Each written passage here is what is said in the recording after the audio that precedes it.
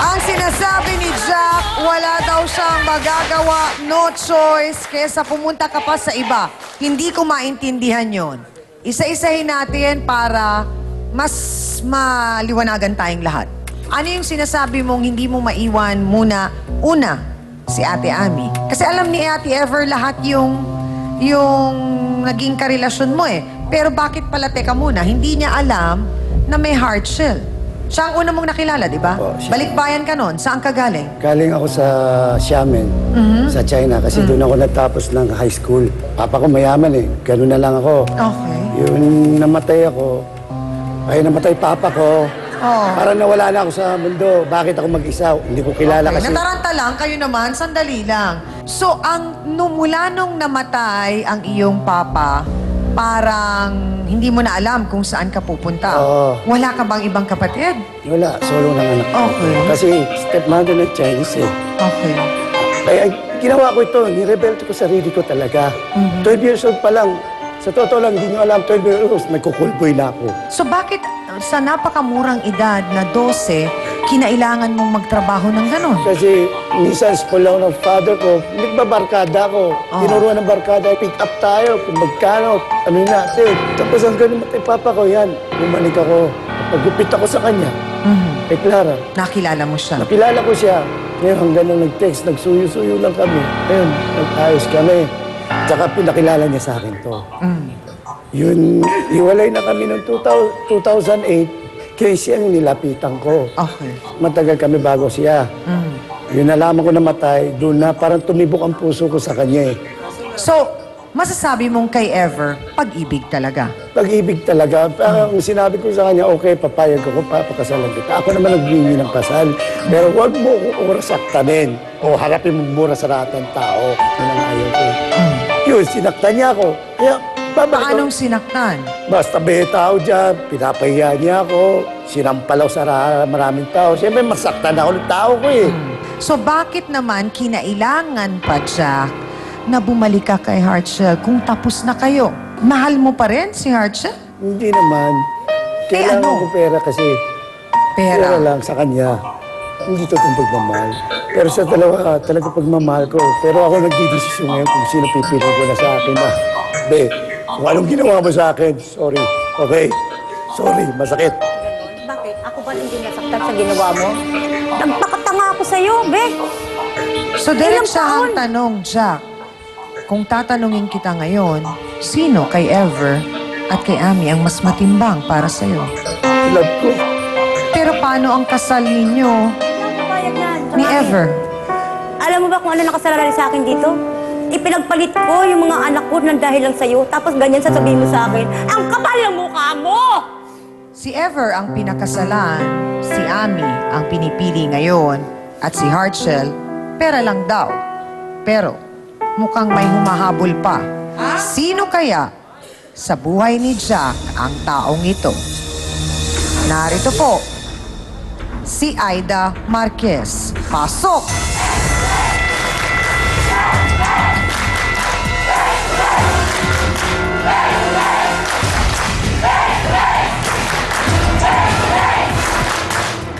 Aling Aida, diretsahang tanong, sino po kayo sa buhay ni Jack?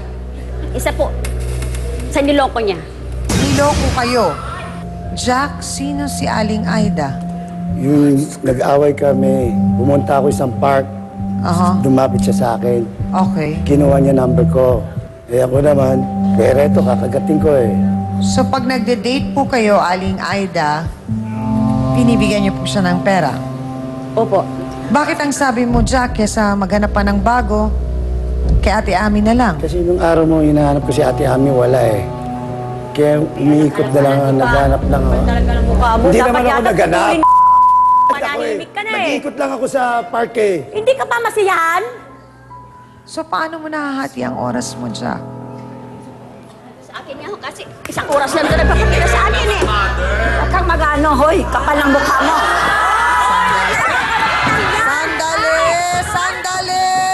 Sandali lang.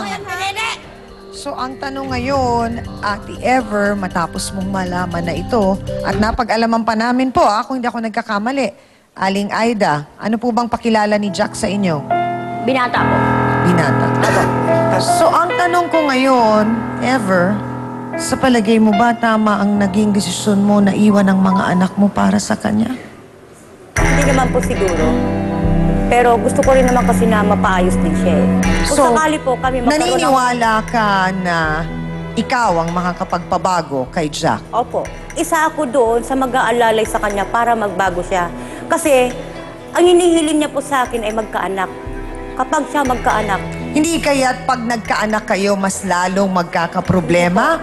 Kasi yun po talaga ang hinihiling niya sa akin. Ever, sandali gusto mo bang medyo alugin kita ng konti? Eto ngang wala pa kayong anak, hindi nga niya magampanan ng pagiging asawa, magkakaanak pa, hindi yun ang makakapagbabago sa kanya. Yun po kasi ang pangako niya sa akin. At saka talaga napag-usapan na rin namin yan. Niyaya mong magpakasal? Ako pa ang nagyaya sa kanya at amin.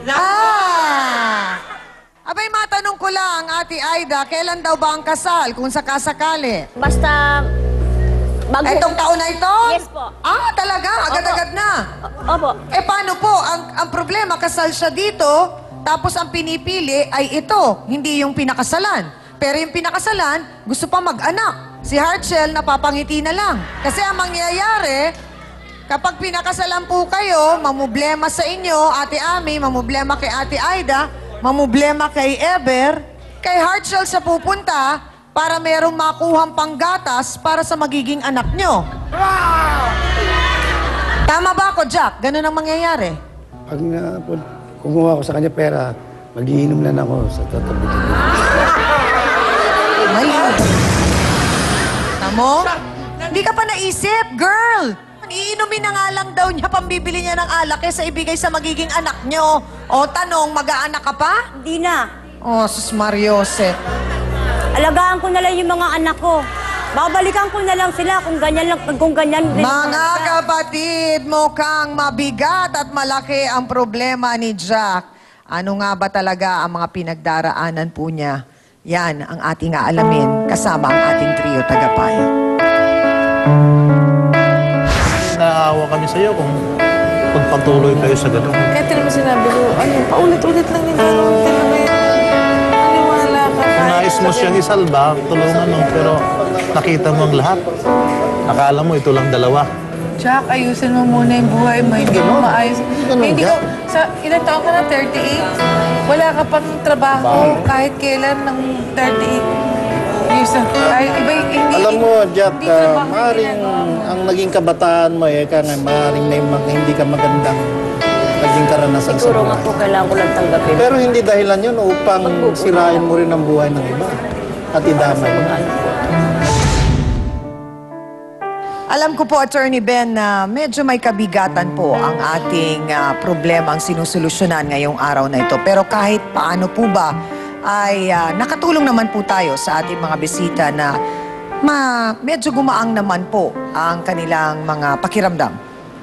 Ang nakikita ko rito ay hindi dapat manatili ang tali ng kasal ng dalawang partidong ito. Sapagkat ayon na rin sa ating nasaksihan, ay mayroong mga nakikita ako na maring maging dahilan upang mapawalang bisa ang kasal dahil may isang partidong sabi nga'y psychologically incapacitated. Ito ay sa kalagayan ni Jack. Ang isang taong mayroong lalaking may responsibilidad na sa kanyang asawa ay hindi man lang dapat lumabas sa kanyang bibig. Napipiliin niya ang kanyang kalaguyo na kasamahin sapagkat ito ang nakapagbibigay sa kanya ng kanyang lahat ng pangangailangan. Kaya't ikaw, Ever, mag-isip-isip ka. Hindi ito ang lalaking karapat-dapat na iyong iyakan. Hindi ito ang lalaking dapat na ipaglaban mo. Mayroong mga remedyo ang batas upang sa ganon, mayayos mo ang iyong buhay. Yun lamang. May mga pagkakataon na tayong mga babae, pag tayo ay mayroong kinakasama or naging asawa, parang palagi nating iniisip na, hindi, yung mga maling ugali niya, kaya kong baguhin. Pero hindi sa lahat ng pagkakataon, yun ay tama. Dito sa pagkakataong ito, Ever, alam mo, take this as an opportunity na balikan mo ano ba yung una mong responsibilidad. Ang responsibilidad mo sa mga anak mo na third year high school at grade 5. Sabi mo kasi mahal mo pa rin yung tao. Hindi nga siya marunong magtrabaho eh. 38 years old siya kahit kailan hindi nakapagtrabaho eh. Ano ang expect mo sa isang taong ganon? Makakapaghanap siya ng taong bubuhay sa kanya. Yun lang po. Aling Ever, nakitaan kita ng isang bukas sa tunay na pag-ibig. Sa pagmamahal mo kay Jack ay labis-labis at nais mo siyang matulungan. Ngunit hindi pala siya karapat-dapat sa pagmamahal mo dahil hindi kanya minahal ng todo.